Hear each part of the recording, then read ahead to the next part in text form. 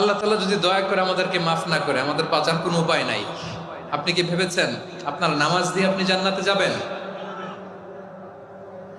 আপনি তাহাজ্জুদ গুজার, সেজদা দিতে দিতে কপালে দাগ ফেলেছেন, এটা আপনারা জান্নাতে নেবে না? আপনি এলাকার সবচেয়ে বড় হাতেম তাই দানশীল, এই দানের ভরসায় বসে আছেন, কশিন কালো না। আমাদের নামাজ, আমাদের রোজা, আমাদের ইবাদত, এগুলোকে মিজানের পাল্লায় উঠালে কোনো ওজনই হবে না। তবে আমাদের একটা কৌশল জানা আছে, আমরা আল্লাহর রহমতের ভিখারি। আমরা সেদিন আগেই গুনার স্বীকৃতি দিয়ে দেব। আমরা বলবো, আল্লাহ তুমি প্রশ্ন করার আগে তোমার একটা কথা বলি, আমারে কিছু জিজ্ঞেস করো না, আমি সব করেছি। এমন কোন পাপ নাই যে পাপ আমারে দিয়ে হয় নাই।